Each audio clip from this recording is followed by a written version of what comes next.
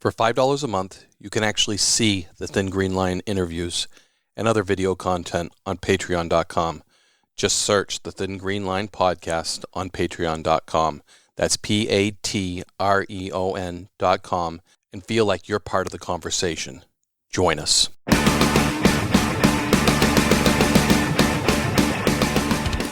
Welcome, everybody, to the Thin Green Line podcast. We are very honored to have a very special guest today. Lieutenant Colonel Oliver North is joining us from all over the country. We're all spread out today.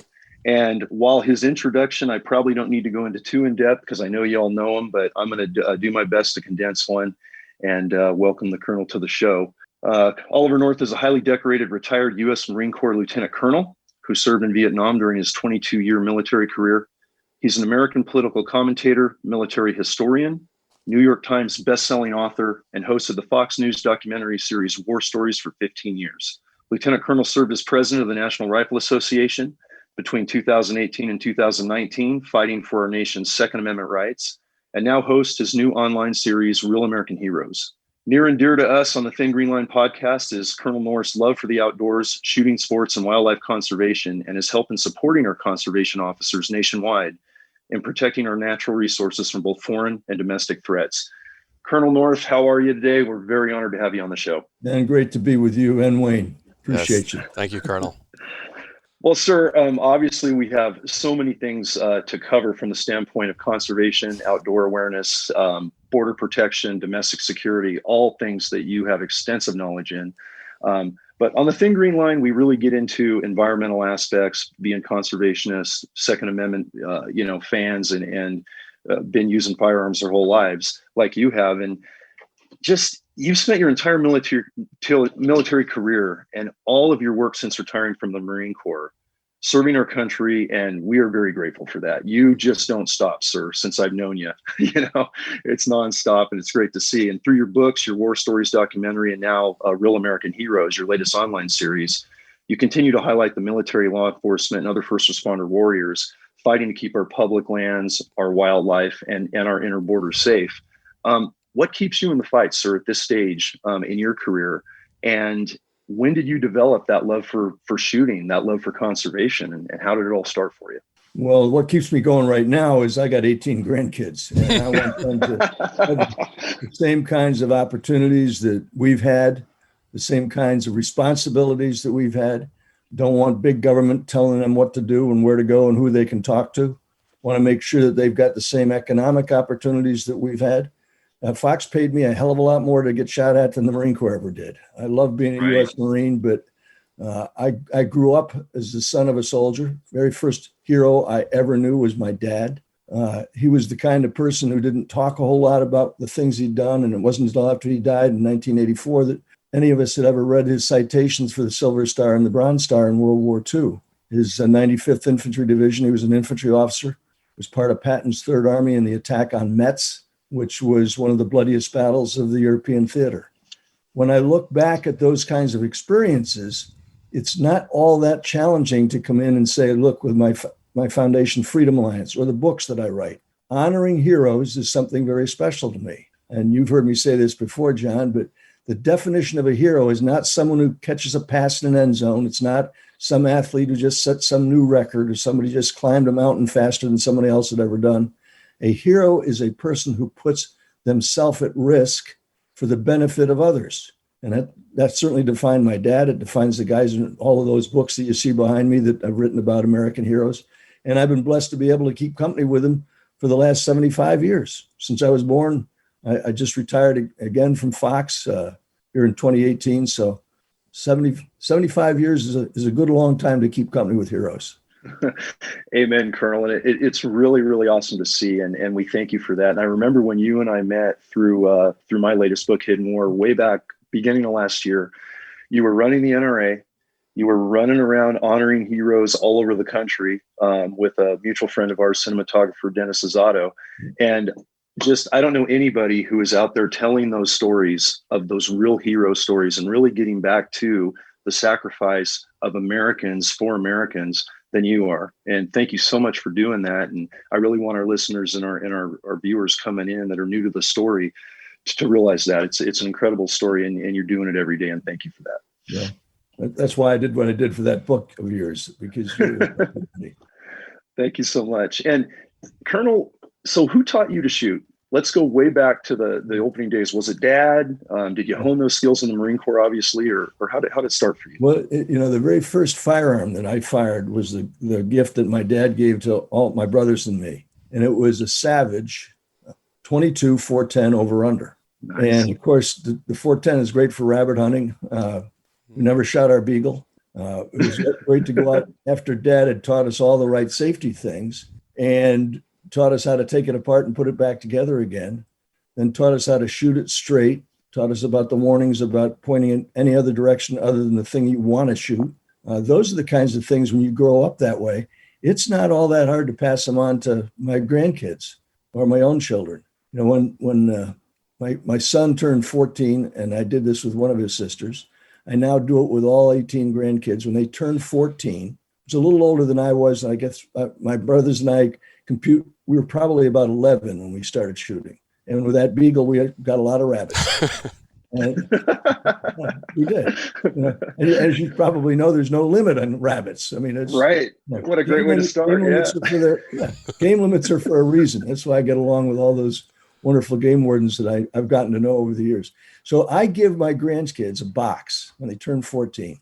The box has a label on it. On the label, it says, if you'll learn to use everything in this box, you'll never be hungry, you'll never be lost, and you need fear nothing. And I will show you how. So you open the box, and the first thing that's in the box is a Holy Bible. And it's already pegged to Proverbs. And so, of course, you can see what else is in the box, and they want to move on to that. It just happens that there are 31 Proverbs, and there's 31 days in half the months. So today being the 2nd of October, start on Proverbs 2. When you get back to Proverbs 1, I want you to come and see me and give me a book report, okay, on what you learned. Because Proverbs essentially are Solomon's instructions to his sons. That's what it's all about. And he's trying to teach them the wisdom that he gained over the course of his lifetime.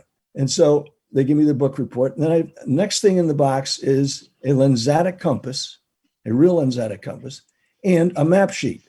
And the map sheet just happens to be my wife's farm. And it's the Appalachian Trail's 1 to 25,000 scale, with all the right indicators on it, with grid squares and the like. And it's got my wife's farm. We live on the Shenandoah River. That's the front yard. The Appalachian Trail is the backyard. And I will show you how to use that map and compass. And it just happens because I learned how to do this in the Marines. There's ammo cans welded to engineer stakes out in the woods with notes in them. And you open up the ammo can and you bring back that note that was in there. So I know you've actually been there. And there are terrain features that are relatively easy to see on a 1 to 25,000 scale. So I take them out and I show them how to do that, both daytime and nighttime. And then the third item in the box is a 20 gauge shotgun. It's a Remington 870. It's a youth gun. And the note on that says, before you shoot this thing, you're going to show me that you can take it apart and put it back together again in daylight. You don't have to do it blindfold. Then I'll show you how to clean it. And when you show me while you've cleaned it, and then I'll take you out and show you how to shoot it safely. And so it turns out to be about a 3-month process of getting through all that.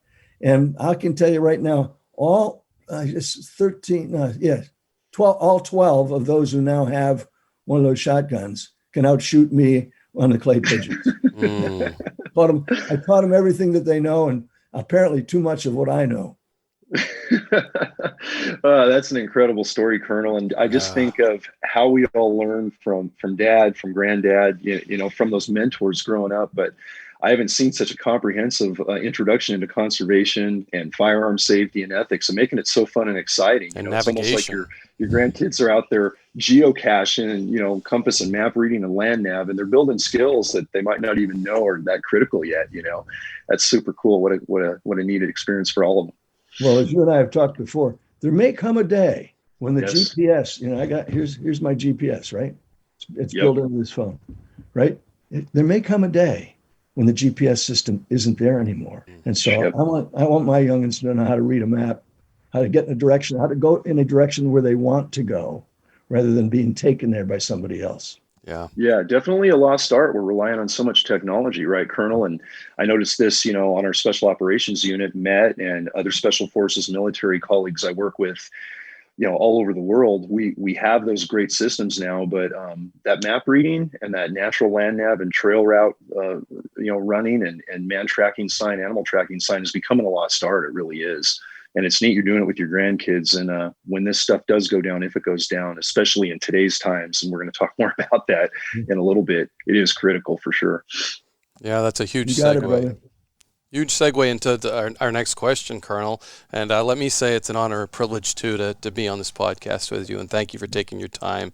And when my son listens to this, he's going to be in pure shock that he's going to look at me and say, "Are you going to do that to me?" There's my hidden box and 3-month training program. Because I'm sure your first grandchild that you did to probably had that look on his face, too. And he's passed on down the line, his knowledge. But the first one must have been a shocker. Yeah. Well, they all now come to expect it. And I was just giving them to the boys. Well, we now have one of our granddaughters. I grew up in an all boy environment, right? Spent my life with a bunch of guys. And the young gal who's now in college said to me, "You gave my brother one of those. Do I get mine?" She got it, I'm sure. Got it. Colonel, with everything going on now with COVID-19, it's brought the citizenship to, I think, understanding that maybe we need to be more self-reliant. Guns are flying off the shelves. Ammo, you can't find it in stores. Food prices are going up. Certain segments of the country. What can they do to be more prepared, and what is our greatest threat? Well, look, first of all, we live out in the country. So we're not in a condo where the elevators can stop with a hurricane. What we do know is that there's going to be a time, even if it's a natural disaster, where you've got to have things like a food supply that's useful. Doesn't pay to have frozen food when the power's out. Now, we've got generators and all that, but eventually those things run out of fuel as well. If, for example, the Chinese, the communist Chinese, or the Iranians, or the North Koreans hit the United States with an electromagnetic pulse, which is entirely possible with nuclear weapons. That could, for over large segments, if not the entire country, large segments of the country would be without power, not just for a few days, but for a year or more. And so it pays to have some form of food that is shelf ready, that all you have to do is add water. And pretty much, even though you might be in a condo with no electricity, pretty much water is available. If we've got cases of water stored that we rotate, and just in case. It only makes sense. And we got a river, of course, it's our front yard. You wouldn't want to drink out of it necessarily till you boiled it, or at least cleaned it up with some iodine or from chlorine tablets. What I'm saying to you is proper prior planning prevents piss poor performance. Let's put it the way the Marines do. And the idea is you got to have the situational awareness to know what you're preparing for and what the consequences would be for your family and you. And my idea of doing that kind of stuff is it doesn't take a whole lot. You don't have to do it every day. You don't have to have 5 years worth of supply of food, though I know people who've got multi-years stored up in those 5-gallon buckets. That's the kind of thing that I think just makes common sense in the world that we're in right now. And as the world changes, just days ago, the president of the United States came down with COVID, right? Yeah. So when you look at if the president can get COVID, anybody can get COVID. And the idea behind protecting ourselves from that is, wear a mask, wash your hands, make sure that if your temperature goes up, you get medical attention. Those are the kinds of things, again, situational awareness and having a plan to deal with it. Thank you. Colonel, when we talk about the COVID and we talk about what the world is facing right now, and we think, and we're going to talk a little bit about a new book coming up here shortly, but survival is one thing, but what are the other domestic threats you see going on nationally? And obviously preparedness, like Wayne just mentioned, but especially in our urban centers and our kids in our urban centers that are that when the power goes out, there isn't a supply of water, there isn't a supply of food. We're obviously seeing some looting, we're seeing some rioting, we're seeing some divisiveness on the left and the right now. That's been a big change and a big eye-opening awareness for the public through COVID now. especially in our urban population centers. And what can you say to that, and where we're going in the direction for preparedness, those of us that don't live in the country, which the three of us are very fortunate to be able to do? Well, one of the things about the fact that firearms, you have to forgive me, the frog in my throat has gotten worse. There's no doubt firearms are flying off shelves, and the ammunition is hard to get. You and I have carried firearms all our lives, right? The idea of getting a firearm and having never fired one before and getting no instructions on it is nuts. It's more dangerous than walking out in the streets in a place like Portland. And so what you want to make sure you're doing is something with real common sense. Go out and get some training. Most places, in Virginia that sell firearms either have a connection with or have their own firing range, and they have instructors. Get the instruction, the safety instruction, how to use it. Hell, I've seen people buying firearms that don't even know what caliber they're buying, and they have to go to the clerk and say, can you point to me a box of what ammo I need for this thing? Yeah. It's the kind of that makes absolutely no sense to me. Number two, the urban environment in America today is a mess, right? What do most Americans want for their families? They want safety of their home, their business, the streets of their city. You don't want to get the idea of driving into somewhere like Portland when you don't have to makes absolutely no sense whatsoever. Thank you, dear. My lovely wife just brought me water. Thank you. She was listening to how raspy I was getting. The bottom line of it is situational awareness goes a long ways to saving lives. Number two, proper prior planning gives you the idea of, I need to get a firearm. You also need to make sure you're getting training on how to use that firearm safely, how to keep it secure. You don't want I don't want my grandkids walking around and finding a firearm that's not properly secured. So we've got safes, gun safes. We have the kind of safe where if you need it in the middle of the night, you put your handprint down on top of it and it snaps open. But by the way, you have to change the batteries in every year. Those are the kind of things. No, look, but it's common sense. And people who just drive into a place like Seattle or Portland or Minneapolis or anywhere else where you're having these kinds of disturbances, you got to be a little nuts to go out there looking for trouble. Yeah, for sure. And to that point, Colonel, one thing we've seen, and Wayne and I talked about this on previous shows, and as bad as COVID's been, between April and May, there was a 25 to 30% increase in hunting license sales, which most states, as you know, require a hunter education class. Some are online, some aren't physically, hands-on with firearms to get a little bit 22 training or get on a rimfire or get on a shotgun and break a clay or two, but especially in COVID. But it lends itself to that being required and more people getting awareness beyond just, the world's going to crap. I'm going to go buy that gun I don't know the caliber about. I'm going to put it in a safe and I'm going to be a train wreck if I have to use it. But we've seen this increase in, especially from non-hunters, non-consumptive users, people that didn't have the background in conservation that you and I and Wayne and people like us have had. And it's been encouraging to see, but the training aspect of it is still significantly lacking. And we're curious to what your thoughts are on going forward. Is that wave of enthusiasm for self-reliance and conservation and hunting license sales going to maintain? Hopefully, we hope it will. Certainly, we want to see conservation thrive from our standpoint, but sure, it has been encouraging thus far to see, and wondering what you're seeing on that realm. Well, many years ago, when we first moved out to the farm, one of our neighbors had a herd of Angus cattle, and Betsy, my wife, has a herd of Angus cattle as well, because living on the side of the mountain, they all have, the legs on the left side are shorter than the ones on the right. And actually had one of his cows shot by a, quote, hunter who didn't have a license, but he was adamant that he was going to learn how to do it. A person living in Washington, D.C. And of course, called the game warden. It's not hard to track down. And of course, he realized once he shot it, there was no way he could pick it up. Wouldn't know how to quarter it, even if he, had the right to shoot something that large. Look at, I say to myself, we've got a garden. We grow vegetables. We grow cows. We're going to eat fine in the midst of something else, something terrible that happens. And the bottom line of it is we're overrun with deer. And but like everything else, I'm a wing hunter as well. And so like everything else, there's limits to how much you can take, how much you can secure. And the noise you hear is a U.S. Coast Guard helicopter flying right over our heads. It's a good sound. I like that. Yeah. There he goes. Sorry for the noise.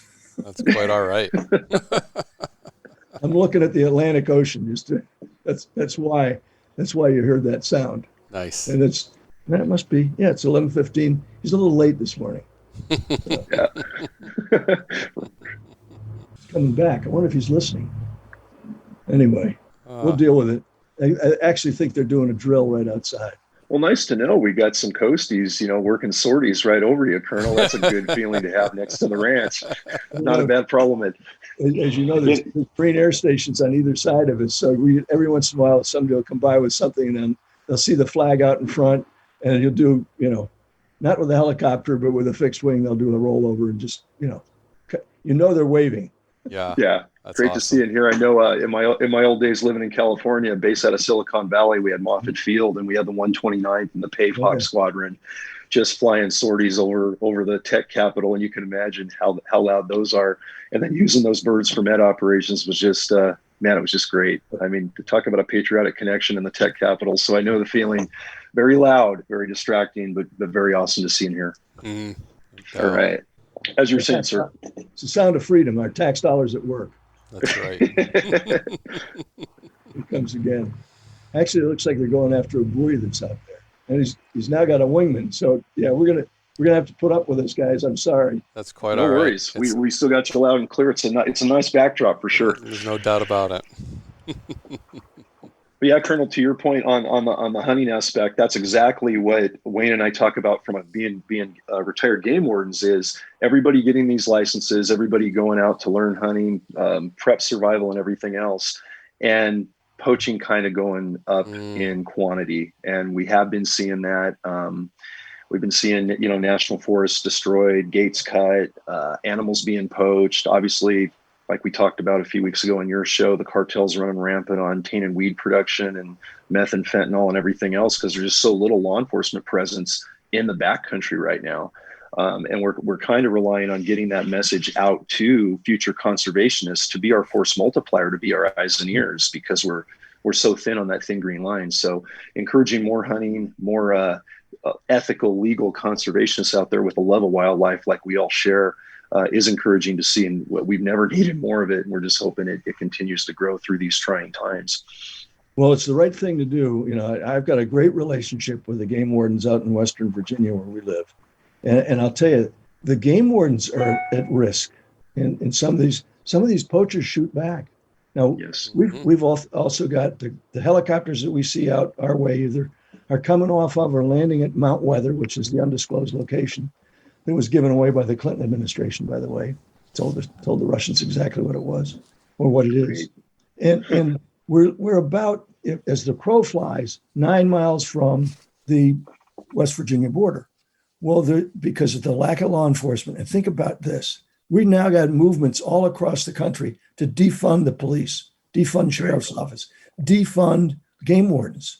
And so the flights you see down on the river are DEA flights that are looking for, very often, game wardens have spotted the marijuana plants. They've spotted the blue lights, the ultraviolet lights that are growing the stuff at night.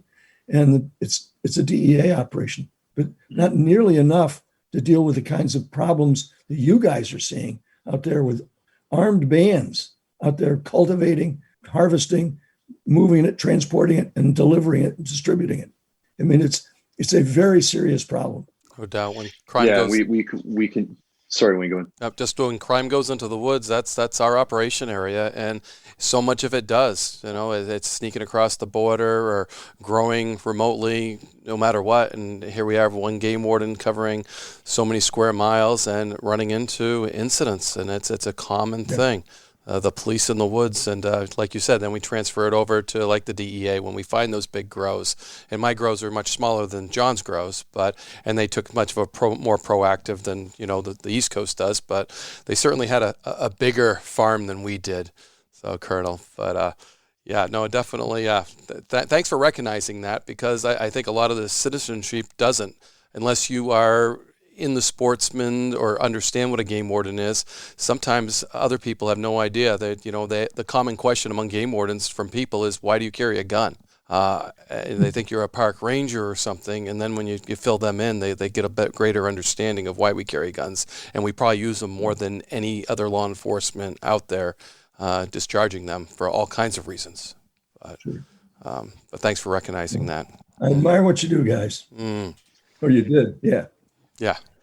And Colonel, we moving on to another subject that's near and dear to all of us. And you and I have not had the pleasure of getting to talk about this yet in our other projects, but we talked about Canine Phoebe in my last interview with you for Real American Heroes, one of our amazing law enforcement canines, working on our spec ops team over there in California. And you've worked with so many, as have I, some war dogs that have just been amazing overseas with our mainline and special operations military forces. But you're a dog lover too, and you've got quite a dog in Casey, I've heard. And it turns out that I hear she's by your side all the time, and she's a heck of a bird dog. And she's right underneath my desk right now. Her ears perked up when you heard her name. That's awesome. Yeah. Well, like our personal Labradors that Wayne and I have, they're not going to bite anybody, but they're sure going to love the family and protect the family and smell stuff out. I've got a neighbor who's just started to mow his lawn. I'm going to close the window. Okay, hang on. Okay, you got it.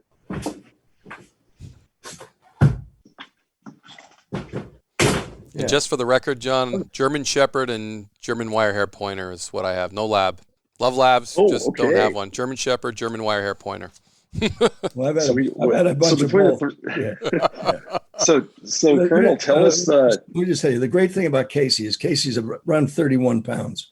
And I've hunted with particularly sea ducks in a canoe with a lab. There's two things you can guarantee about that. One, when the lab gets out of the canoe to get the bird, you're going to get wet. Mm-hmm. The lab comes back to the canoe with the bird. You're going to get even wetter because you're going to go over trying to get the lab back in. The great thing about Casey being 31 pounds and a Boykin Spaniel and the best retriever I've ever had, best thing about Casey, who's now looking up at me saying, why are you talking about me? I'm not even. Best thing about Casey, when she goes over the side, I don't tip over. When she comes back with a duck in her mouth, I take the duck out and then put my arm underneath the gunnel, underneath her front legs, and flip her back in, and I don't get wetted again. So wow. I can't. There's no dog I could recommend more strongly than a Boykin. First of all, they're small, they're light, their noses they're closer to the ground than the English Wirehair or a lab, and so they smell. They've got a great sense of smell, and it's one of the brightest dogs yet. They have not yet bred the brains out of the South Carolina State dog, thankfully. Wow. The South Carolina State dog. You know what I mean, man? So Colonel, how old is Casey? How many years have you had her in the field? And wow. 10, and she's been hunting well since she was about 7 or 8 months old. That's great. And actually, she was a gift from a fellow who was famous in Virginia for breeding horses and hounds. His name was Turner Reuter. And Turner bred her. She was born in Aiken, South Carolina, because our daughter was riding with the U.S. Equestrian Team. And Turner had a bunch of the horses that he'd bred. He was a vet, probably in his 90s. And Casey was the runt of the litter. And I had said on air, probably with Hannity, I was on a mountaintop. Our daughter had sent me a message on one of these things, right? Only it's the satellite version of it. And it was the fact that Max, the wonder dog of the lab, had died. And I guess it was Hannity or whoever the host was. I said something like, "Well, how was your day today?" And I said, "Well, it was great. We went with a special ops team to do such and such, and probably drug interdiction out of Afghanistan into Pakistan. And other than the fact that my dog died, it's been a great day." Well, Turner heard that. Our daughter didn't, because she didn't watch me on TV. The next morning, there's this little run of the litter. He says, "See that little dog? That dog's got an overbite, and it's the run of the litter. You can just give that dog to your dad." And so she brought it home, and I got back a few months later. There's this lovely puppy, already housebroken, and it's a natural hunter. And so we're out at a dog training place near Middleburg, Virginia, and Turner's there, and he's watching this little dog hunt into the wind every time, kicking up birds, looking at me. You want me to get it? I'll flush it for you. And so he looked at me. He says, "Is that damn dog I gave your daughter?" I said, "Yes, sir." He says, "I'll give you $5,000 for that dog right now." I said, "You couldn't give me, I'll give you $10,000. I think he was pulling my leg. Yeah. He's getting close. She just turned 10. She just turned 10 here this past month. And she's a terrific animal. I mean, really is. And a good buddy on top of it. And on top of that, if it's cold, she'll jump right into bed with you. If it's a one dog night, you're fine. If it's one dog night, you have to find something else. Well, that's incredible. And you know, Colonel, it's interesting. She seems to be like that 1 in a million dog in your family. Oh, yeah. And like you and Wayne and I have both gone through this. We've had dogs our whole lives, but that there's always that one, you know, and you just count every day that's so special. And right now, my retired canine lab Apollo, she's an English lab, so she's 51 pounds, makes a little less of a splash, but still more than Casey does. But you know, she just turned. Oh yeah, and she just turned 11, and she was up in the Yak Wilderness with us just yesterday, putting up trail cameras, setting up blinds, looking, you know, monitoring stuff, and climbing hills. And she's at the bottom of the hill looking at me like, Dad, are we really going to go up there? Or are you coming back? Because she's smart enough to know I'm putting a camera and I'm probably coming back. And she's getting a little tired, but it's just one of the. It's just one of those things where we savor every day, and it's just so hard when they leave us, you know. And I just feel like you got such a blessed dog in Casey. She sounds amazing. Hope to see her someday. What's that old expression? In every man's life, there has to be one best dog. Yeah. So, you know, I tell guys, we just lost a dear friend of ours that we've hunted with for years, and not to COVID. It was diabetes that got him. Ooh. But the Marine Corps is very proud of the fact that there's a hymn that says the streets of heaven are guarded by United States Marines, right? And so I tell all my Marine buddies that are getting ready to go, I said, if you get there before I do, you tell the good Lord, I really appreciate the idea of guarding the streets of heaven. But if it's okay with him, I would like to be in charge of the doghouse, because we also know that in my Father's house, there are many mansions, and every dog goes to heaven. All dogs go to heaven, right? So with the connection. Yeah. I just want to be in charge of the doghouse. Yeah. That's great, Colonel, to bring a different breed into. I'm a 4-H leader in the dog club. So I've been dealing with that. My son actually shows the German wire hair pointer in 4-H. So to bring in the boys and spaniel, I was actually trying to Google it to get a little lead on it, because he'll be loving to listen to this, to bring that another breed into, and I'll get the 4-H kids to listen to it too. Just to know all over North has a boys and spaniel, which is another breed that you don't experience a lot. It's actually spelled Boykin. And it is the South Carolina state dog. Okay. There's a dear friend of mine, Lieutenant General, who, by the way, the president just mentioned him here a couple of weeks ago. Lieutenant General Jerry Boykin was the head of U.S. Special Forces and a great friend of the president's as well. And he, after seeing my Boykin Spaniel, he went out and got a Boykin Spaniel. Who's about 8 inches taller than Casey, because she was the run of her litter. You sell it really well. When you talk, I mean, I just went youth duck hunting with my son this last weekend, and what you just described happened. So I'm like, boy, if we could downsize, that sounds really good. Yeah. And they don't eat as much either. Yeah. Already thinking of maybe looking at a Boykin for the next dog. And talk about promoting a dog breed, Colonel Oliver North and boys and spaniels. So, no, that would be great. If we could get you in the White House, we could make it the dog of the White House too, because it hasn't had that credit yet. I'm sure. Yeah. Well, in fact, it's a relatively new breed. I mean, if the story is straight, the Boykin goes back to about 1900. And again, there's very specific characteristics of this particular spaniel, like markings, the tiny white stripe on the chest, and no other markings, the way the eyes look at you. Boykins, by the way, will look you right in the eye when you're talking to them. I mean, most other dogs kind of look away, right? Mm-hmm. But a Boykin will literally look you right in the eye. She is sitting right, I'd turn the camera upside down, but then I wouldn't get it back right. But the bottom line of it, she's sitting right beneath my feet looking at me, because she's heard her name mentioned so many times. Yeah. Smart dog. Like John mentioned it first, and she picked right up. Taking her out on a dove hunt, for example, first week of September was beginning of dove season here. It lasts a week. And the limit, by the way, this year was 15 in West Virginia.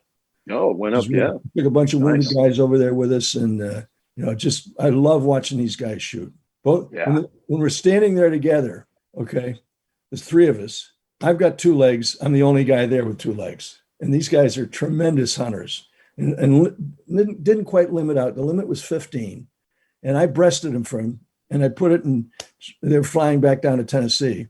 And I put it in a one of those little portable bags with about a pound of dry ice. Stayed frozen the whole way back.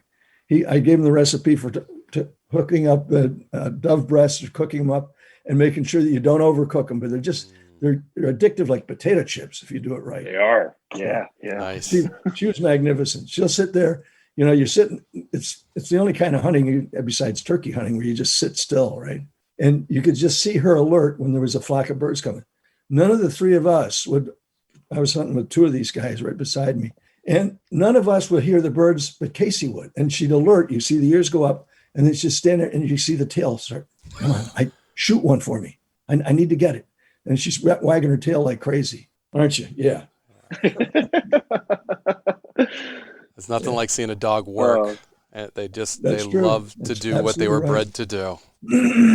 Oh, that's incredible. Well, Wayne, that's what makes it so hard for the military working dogs, the dogs that you guys have used, the canines. When you lose one, it's a heartbreaking experience. It really is. Yeah. In many cases, they're just like family. They are, no doubt. Yeah, it is. It is losing a brother or a sister on the team, Colonel, for sure. Man, and we felt it. You hit that perfectly. Well, we hope that. Curious if Casey has any younger brothers and sisters that are still in the lineage to have some pups. She has 6 when this story. She had 6 puppies. All of them went to wounded guys. Oh, that's perfect. Veterans. And she is rated as a therapy dog. Nice. Since we're talking common sense, we used to go out pheasant hunting every year. In fact, this is the first year that I've not gone, and it's only because of COVID. And so what United Airlines does, if you've got a certified therapy dog, it can ride next to you in the airplane, right? And I figured out I was shipping her out in a kennel box underneath, in the cargo compartment. And so I got her rated as a therapy dog. It's not hard to get certified if you're me as a crazy man. So you need the dog with you, right? Well, okay, so I'm paying for my seat, right? Instead, you're not allowed, by the way, you can't use your miles. At least you couldn't. I don't know the new rules, but the rules used to be you could not use your miles for baggage, right? You had to pay for the baggage. It was like $300. Well, now it's $9 for her to sit right next to me.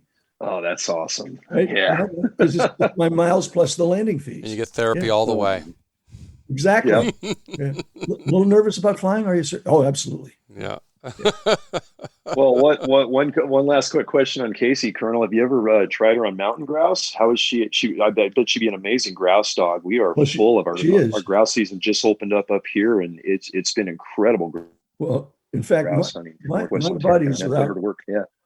My buddies are right now out hunting sharp-tailed grouse and pheasants in South Dakota. That's where I wanted. That's where I wanted to be. But, yeah, my son-in-law, the MD, does not want me to kill his mother-in-law by bringing COVID back home. Yeah, understandable. Yeah, so it's well, Colonel, when the world is safe again to travel, feel free to come up in Northwest Montana and bring her for some mountain grouse because we've got some spots. It would be a real treat to see her work, man. That's awesome. It is great to watch her work. Yeah. It really is. So, Colonel, one thing we've found, I think, and I would like you to comment this, service members that are getting out of, whether it's the Marines or some branch of service, coming into being a game warden, I think the ones that we get, I'm pretty excited about that. I'd like to promote that and get your feelings on that and what kind of transition that might be. Well, I think generally the numbers in law enforcement are about 25 to 30%, depending on where you are in the world, where you are in the country, rather, of federal, state, and local law enforcement are veterans. And most of them didn't come from a military police kind of background. They came because they understand service, law enforcement, and game wardens, same thing. The best part about being a game warden is you're not tied to a daggone desk for half your day. And you don't have to, quite frankly, you don't have to walk, around drive around in a patrol car. You can go out in the woods and hike around and make sure that you're enforcing the game warden laws. Two of the game wardens I know very well in West Virginia are both Marines, obviously, because that's probably why I got to know them so well. But if you love the outdoors, and I do, you can't beat it. Now at 77, they're probably not going to hire me as a game warden, but if there's openings, I'll take one. Hey, Colonel, we noticed kind of on that line, we noticed when the game warden story started to get told a little better through things like Wild Justice and Northwoods Law, the two reality TV shows that Wayne and I were both involved in two separate states. The Patriot Profiles Life of Duty series, our mutual friend Rick Stewart produces. He did a couple documentaries before and during our Met team forming up. And when military veterans got to see that, especially Special Forces guys, they said, wow, we didn't realize there were so many domestic threats to our environment, especially on the cartel side and different types of poaching. Mm-hmm. And we were getting Marine Corps veterans coming right out, calling me with questions. Hey, man, I'm in Colorado. I don't know that I want to go to California. Does Colorado have a team like California, blah, blah, blah, or I'm in Virginia, I'm in Montana. Yeah. And it was great to see. And by the time when we were forming up Met in the California Game Warden Force, we had a retired SEAL lieutenant, 2 Marine Corps veterans, Army, Ranger veteran. On the Sheriff's Department, same thing. So we were getting skill sets of guys that had been in the fray overseas, and now they were hunting domestically for something they cared near and dear about, not only our public safety, but most of our military vets are hunters and conservationists, sir. So they were like, I did not know game wardens did that type of job. And that validated our profession, but it also brought an added element of skill sets and capabilities to the game warden job. And it's all been because of outreach and things that you've been doing as well. So it's been great to see. And we're trying to get more and more of those men and women back into these particular conservation jobs for that reason. Then Green Line. Yeah. And I think the training actually probably mimics better being a game warden than it does your typical local police department, state police department. It seems to be the environment that the Marines work in, the military works in. Well, yeah. I mean, it calls for great responsibility. Mm-hmm. Number 2, accountability. Number 3, you're very often out there just by yourself, as you know. I mean, the Met teams and those kinds of operations require a lot of teamwork, but very often the game wardens that I see out in Northwestern Virginia are single, they're solo. And so you've got to have, again, great situational awareness. Number 2, great self-confidence. Number 3, respect for others. Look at understanding. I did not know that in Virginia, at least, when you're out dove hunting, that you have to keep all of your doves together. So if you picked up 5 over here and 5 over there and can't say they're close enough to me that I can account for them, that's subject to a fine. I did not know that. Now, I didn't get a fine for it, but the game warden very kindly explained that to me and a bunch of my buddies, because as you know, you surround a dove field of about 5 or 6 acres, you better have people posted all over the place, not within pellet range of a number 7 shot, number 8 shot, right? Yep. Because you see some pretty crazy stuff, and then you realize, it's falling way short. It's 400 yards away. But those kinds of safety things are the kinds of things that game wardens explain to people on things like the first day of dove season. Absolutely. We had 2 out there with us, and there were probably 250 guys hunting somewhere near enough to be able to see them. Yeah. And thankfully, nobody hurt. Right. And a good limit this year. Nice. Now, I'll give you a complaint. Maryland's limit on water birds, migrating fowl, right? 1 bird. Think of all the guides that were put out of work by that. Yeah. And that's because the eastern flyway for water birds is almost empty nowadays. I mean, where I am sitting here looking out at the Atlantic Ocean, this time of year, you would normally see large flocks of migrating Canada geese and all kinds of different ducks. The only ones I've seen so far since we've been here 4 days are cormorants. The big black bird. Yeah. Here's a game warden question for you. The automobile that has a cat on its hood is called what? Jaguar. Right? The Jaguar. Yeah. Jaguar. What automobile brand had the cormorant as its hood ornament? One that didn't sell well. It was the Packer. Oh, was it? The Packer. Yeah. It's the only bird I think. Any of your viewers or your pod listeners, tell me if I'm wrong. I think it's the only bird that's ever been a hood ornament. Interesting. Let me know. Yeah, I think you're right. We're gonna have to research that. We've never seen that. I'm sitting on a barrier island right now, and I've seen 4 cormorants since we've been. And cormorants don't travel in great big crowds. I mean, there's 3 or 4, maybe 5 or 6. I've seen 4 in the swamp behind us. Nice. Yeah. Very distinctive bird, though. Yeah, it is. And we Very do see a black. lot of them, probably because we don't shoot them. Well, yeah, well, they are an endangered species. I don't think they're on anybody's, list for being able to hunt them. And the way they fish, they've got an upturned hook on their bill, and so you'll see them snap up with a fish on it. And if he's really good, it's a little fish. To snap it up, it'll fly up in the air, gone. One big bite. Unlike an eagle, which will have it in its claws, or all kinds of different seabirds that migrate through here. And you do see an occasional, the idea of a falcon being able to do something like that is wonderful to watch. You just sit out there on that dune and watch them swoop down and grab a meal and fly ashore with it. Yeah, it's incredible to see. We have an abundance of bald eagles and osprey here on the Kootenai River in Lincoln County, where I'm at in Montana, Colonel. And I mean, coming from California and making the bump up here, with family that have been here forever, and seeing birds of that size and nests of that size and what they do to the rainbow trout coming right off the river and the size of fish they pull out it's a magnificent sight to see. It really is. But turning to I have a little interesting question. When you reviewed Hidden War, you were instrumental in helping expose this drug cartel threat to our American resources like wildlife and waterways with this tainted weed, these EPA banned poisons that are going on, this tainted cannabis, but also talking about these same cartels being responsible for fentanyl production, the synthetic heroin that's killing thousands, if not more, especially Midwest and back east. The methamphetamine production, human trafficking, gun running, and all of that. And now we find out that all those precursor chemicals are coming from China to fuel the cartels' poisoning of our American public with these illicit drugs and destroying our environment. And then, like we just learned recently, President and the First Lady now have tested positive for COVID. We know the origins of COVID. We have some real threats overseas. And you have just published through your publishing group a new book called America's Number One Adversary that deals with the threat of China. And it's very timely for this interview. I'm glad this came up. Can you tell us more about the book, what we're seeing in the content of that book, and dive into that subject a little bit? Because so many people in our public just don't realize how extreme this threat is. Well, the People's Republic of China, led by Xi Jinping, he's right there on the cover of the book, right over my shoulder here. Xi Jinping represents China's 21st century effort at world domination.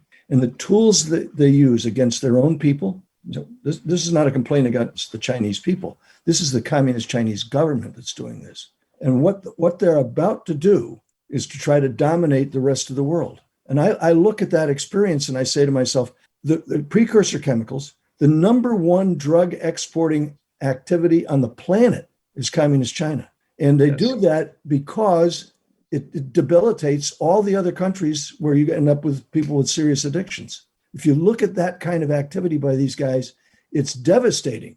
And it's only one of the many things that they're doing.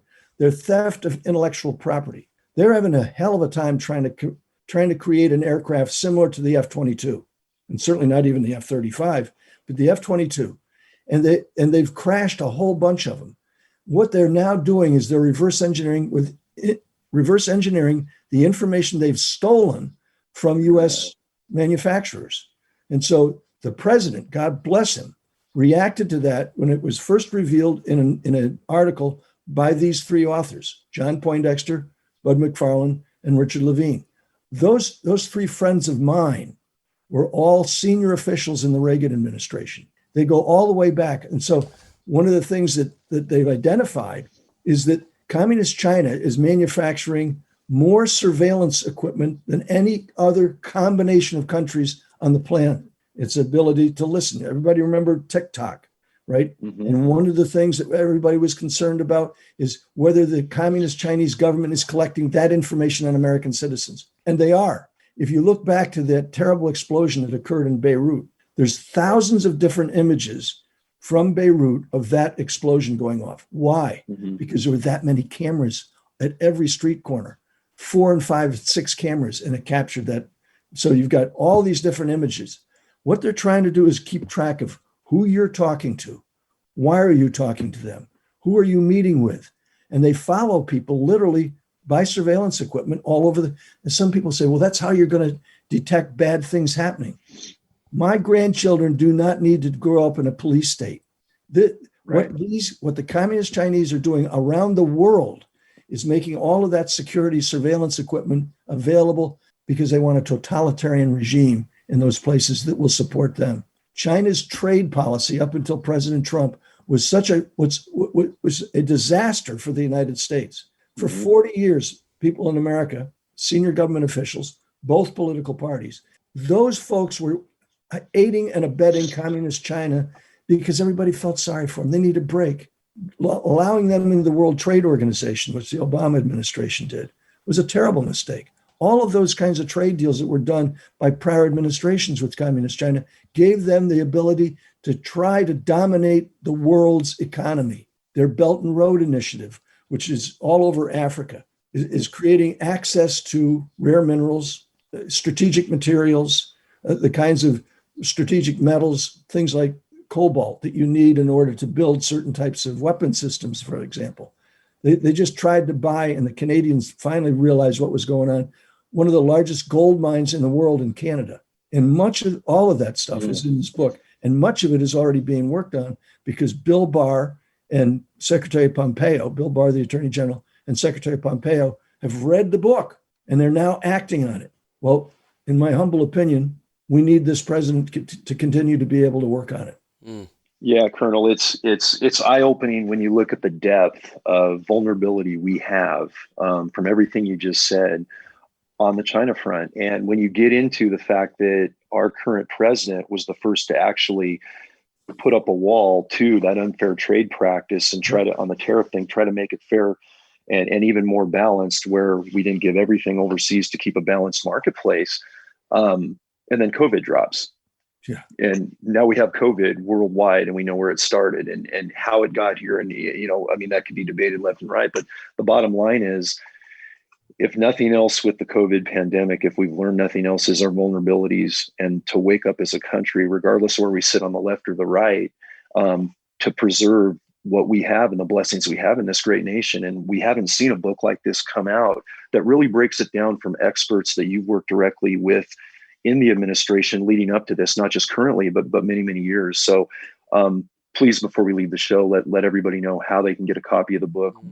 I'm certainly going to dive in more deeper into it since I just learned of it today and dissect it and network it as well. But just alarming to see the depth of what we're dealing with moving forward. And this is going to be our biggest challenge as a country, I think, as well as in the world, as you said, moving forward for quite some time, isn't it? Well, let me just tell you, it is America's number one adversary. And they know that. We know that. What they're trying to do is cover it up.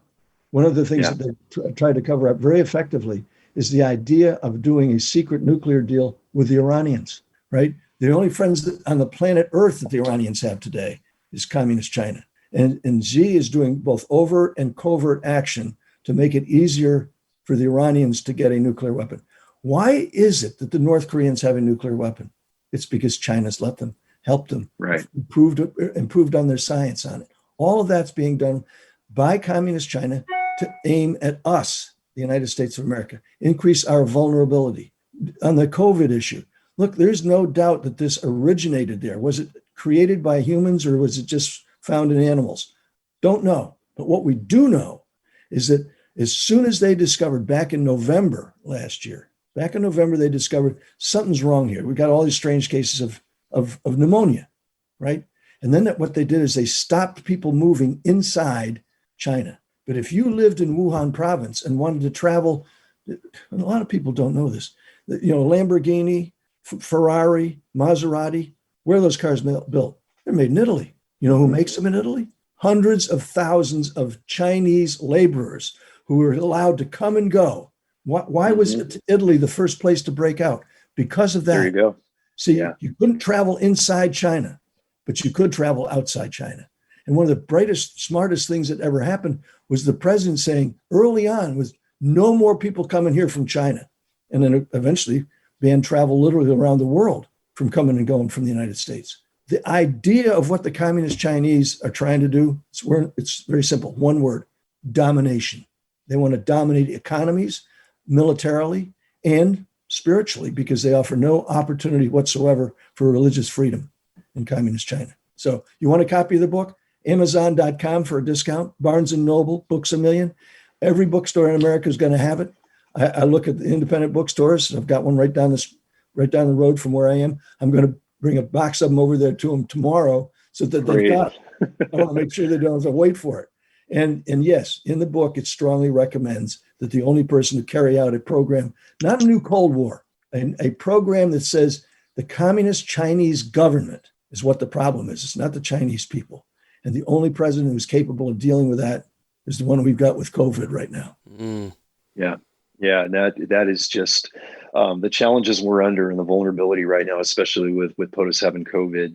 But we do hear he's going to continue duties. Thankfully, they say it's a mild case, and we got a fighter there on all levels. So we're going to come out on top of this. But again, another hard hit. And from a micro view aspect of that same threat, I never thought that this connection would link to the cartels and what we fight on the wildlife resource front. Coming back to what you and me and Wayne and game wardens and conservationists and everybody on that thin green line love in America that keeps us calm, the outdoor spaces we enjoy, whether we hunt or fish or not, right, Colonel? Just the spirituality we get in nature out of the big cities. And we've talked about this in many previous podcasts, Wayne and I, is kids that haven't had that exposure to wildlife viewing at early morning, a sunrise, waterfowl flying over a waterway, waking up, deer moving around at last light, a dog working. You don't even have to hunt to get something good out of that, and kind of get a life perspective that our urban societies just isn't seeing these days. And we want to perpetuate that. We definitely don't want it all destroyed by a cartel threat or a poaching threat or anything that, chemicals coming from China. Debatable if it's intentional or unintentional or a profit gain, but the bottom line is they're not even firing a shot. And look at the impacts that are happening within our borders to our public with these poisonous things that we're ingesting. So big things to think about moving forward for our whole country. And thank you so much for exposing it and promoting and getting this book out. Yeah, everybody needs to hear that. I appreciate you guys. Thank you. Thanks, Wayne. Yeah. John. Yeah. Hope everybody. And Colonel, before we finish, let's talk a little bit about your Real American Heroes program that you just started recently. And given the COVID threat, we can do it safely remotely like we're doing this podcast. Great show. And it's kind of new. And tell us about it, what the format of it is and what you highlight, and how can people view it? Well, we're doing special editions right now because we can't travel, but we've got a bunch of stuff in the can that we're hoping to be able to get back and follow up on. But if you look at, if you go to Real American Heroes, actually, the easiest way to do this is go to olivernorth.com. If you're not a Facebook user, go to olivernorth.com, click on the red bar that's above my head, right? And that will take you to all of the episodes that we've done. We got over 50 episodes in there. Awesome. Usually run about anywhere from 10 to 15 minutes a piece. It's a podcast. And what we're trying to do is make people part of. Look at there's nobody alive who's been through anything like this before. And yes. So you've got lots of American heroes who people wouldn't have thought about. Can a nurse standing in a parking lot covered with blue bonnets and blue gowns and blue booties and blue gloves, can that be a hero? You bet. Because that nurse or that doctor or that medical technician is putting themselves at risk for the benefit of everybody, trying to make sure that if you've got it, just the president's, the determination that the president had it was because they were doing these kinds of tests every day at the White House. And he tested positive, and so did his wife, the first lady. I look at those kinds of folks who are doing that as heroes as well, because it only takes one mistake, and then you've got COVID. Right. The good news is old geezers like me are a little bit more vulnerable than young guys like John and Wayne. And the people who are least vulnerable is that new recruit in a game warden training course or a law enforcement academy who's going to go out there and become an American hero by going on the streets of our country. So what we're doing is we're letting guys who do things become part of this story so that 50 years from now, my grandchildren can look back and say, that's what we went through. And I asked that, as you know, John, I asked this kind of question. I said, 50 years from now, what do you want your great-grandchildren to know about what you did in the midst of this pandemic, the riots that are going on, the uncertainty in the world. And that is part of what we are and part of who we are. So Real American Heroes, as I say, olivernorth.com. You can see the entire section. That takes you, by the way, to the YouTube site. But we're up twice a week with a brand new podcast every time. That's excellent. Great. Well, I've seen some, and it's a great show. And the other aspect we don't really think about, other than telling these individual great hero stories going on now, is it's kind of a time capsule for COVID response, unprecedented. And we just don't see that happening, Colonel. So 5, 10, 20 years down the road, our kids, our grandkids, nieces, nephews, the next generation of game wardens are going to see this in the new world, whatever that looks like, and gain a lot from it. So we're looking forward to seeing more episodes. And thanks again for putting that out. Is there anything else on the pipeline that you'd like to talk about that you'd like our viewers and listeners to be aware of, or any projects in the hopper that you'd like to share with us? I got a couple out there. I'm not ready to share them too much. I got you.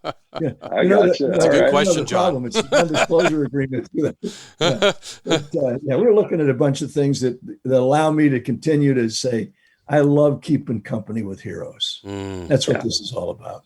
Yep. And I've got this wonderful opportunity that the good Lord's given me to keep on doing it. So hopefully for a few more years. I've promised my grandkids I am going to retire at 80. Yeah, 80. Okay. Well, you've still got a lot of fight left then, because you got a few years left. Lord willing. Yeah, and a lot of it's just getting the message out there, Colonel, and thank you so much for doing that. Thanks for telling those stories and, telling the American people, because that's what they need to know, what China's doing, what's going on with COVID, how to be prepared, how to live in the outdoors, and how to enjoy it too, just like we all have. So thank you so much for your time. I've enjoyed it. I appreciate that, Wayne. By the way, I'll call you the next time I got a book coming out, and it's only a week or so away. So the next book is what we call Heroes Lament. It's nice. We interviewed a whole bunch of veterans of every branch of the service. Is this the country I fought for, almost died for? And trying to encourage people to continue to want to serve. But sometimes that's tough. Oh, right now. You guys know. Just think about how tough it is right now to recruit a new game warden or recruit a new police officer in some of these places. And the threats of so-called defunding. I mean, quite frankly, it's an enormous challenge. I appreciate you guys. Listen, I got to run. I do have to take the dog to the vet today, because today is the day. Today's the day that I get her. Getting her checkup. Well, I've got the heartworm stuff. What's the other one? It's a product endorsement, but I need to get the other one for ticks and fleas. Gotcha. Yeah. We don't want any Lyme disease. Run down to the vet. Appreciate you guys. Well, thank you, Colonel. Thanks so much, Colonel. Have a safe day. God love you.